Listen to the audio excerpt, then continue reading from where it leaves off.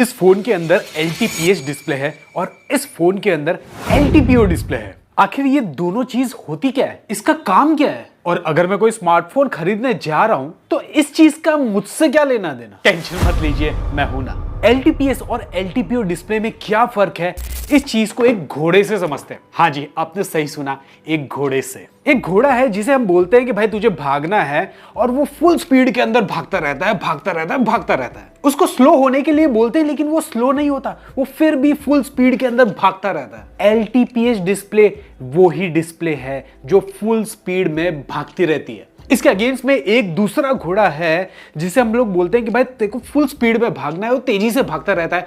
उसे हम लोग बोलते हैं कि भाई धीरे धीरे स्लोली चलना है, तो वो स्लोली भी चल सकता है। LTPO डिस्प्ले उस स्मार्ट घोड़े जैसा है। अभी इस चीज को एक स्मार्टफोन की डिस्प्ले में समझते हैं। अगर हम लोग क्रोम चला रहे होते हैं तो उसके अंदर हमें ज्यादा स्क्रॉलिंग करनी पड़ती है, और इसलिए उस डिस्प्ले को फुल स्पीड में दौड़ना पड़ता है। तो उस टाइम पे LTPS डिस्प्ले है या फिर LTPO डिस्प्ले, दोनों ही डिस्प्ले बढ़िया तरीके से काम करती है। लेकिन अगर आपका फोन का डिस्प्ले कुछ इस तरीके से स्टेगनेंट है, या फिर आप लोग कोई फोटो देख रहे हो, उस टाइम में डिस्प्ले को फुल स्पीड में भागने की कोई जरूरत ही नहीं है।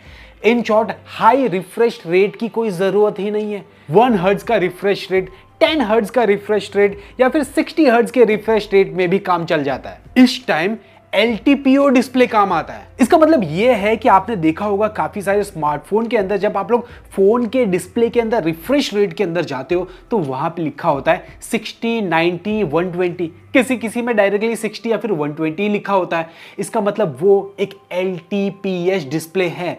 जिस रिफ्रेश रेट पे आप लोग सिलेक्ट करोगे उस रिफ्रेश रेट पे ये ही भागता रहेगा, भागता रहेगा, भागता रहेगा, उससे कम नहीं जा पाएगा, क्योंकि वो स्मार्ट नहीं है, इतना ज्यादा दिमाग नहीं लगाता। लेकिन LTPO जो डिस्प्ले है ना, ये स्मार्ट डिस्प्ले है। इसको पता रहता है कि आप अगर क्रोम यूज कर रहे हो तो आपको हाई रिफ्रेश रेट चाहिए, तो वो हाई रिफ्रेश रेट पे शिफ्ट हो जाता है। इसको पता है कि जब आप लोग फोटो देख रहे होते हो या फिर आपका स्मार्टफोन की डिस्प्ले कुछ इस तरीके से पड़ी भी है, तो उससे स्मार्टली पता चल जाता है कि इस टाइम पे 120 हर्ट्ज रिफ्रेश रेट की तो कोई जरूरत ही नहीं है। 1 हर्ट्ज का रिफ्रेश रेट या फिर 10 हर्ट्ज का रिफ्रेश रेट या फिर 40 हर्ट्ज का रिफ्रेश रेट भी चल जाता है, और ये उस टाइम पे रिफ्रेश रेट को कम कर देती है। लेकिन रिफ्रेश रेट को कम करने से आखिर होता क्या है? सबसे बड़ी चीज, आपके स्मार्टफोन को मेहनत थोड़ी कम करनी पड़ती है और स्मार्टफोन की बैटरी बचती है।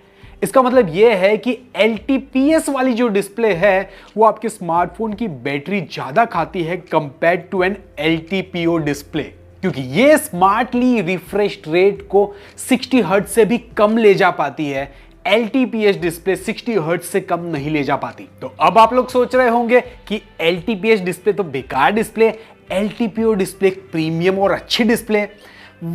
ऐसा कहना एक्चुअली में सही नहीं होगा। LTPS डिस्प्ले जो है ये थोड़ी सी ओल्ड जनरेशन वाली डिस्प्ले है, तो ये जो डिस्प्ले है ये कम भाव के अंदर मिल जाती है स्मार्टफोन में फिट करने के लिए। LTPO जो डिस्प्ले है ये थोड़ी सी प्रीमियम कैटेगरी की डिस्प्ले है, तो इसके भाव भी ज्यादा लगते हैं। तो जैसी चीज वैसा दाम। तो इसका मतलब ये नहीं है कि बेकार है, इसे आपको देखना पड़ेगा कि किस भाव के अंदर आपको क्या चीज मिल रही है। ओवरऑल अगर आप लोग देखोगे तो LTPS डिस्प्ले के कंपैरिजन में LTPO डिस्प्ले थोड़ी सी प्रीमियम और सुपीरियर है और बैटरी भी बचाती है। अब भूलोगे तो नहीं ना, एक सिंपल शुद्ध देसी भाषा के अंदर आपको दोनों ही डिस्प्ले के बारे में बता दिया है। वैसे वीडियो इंफॉर्मेटिव लगा है तो एक लाइक तो आप लोग कर ही सकते हो, कोई पैसा नहीं लगता इस चीज का।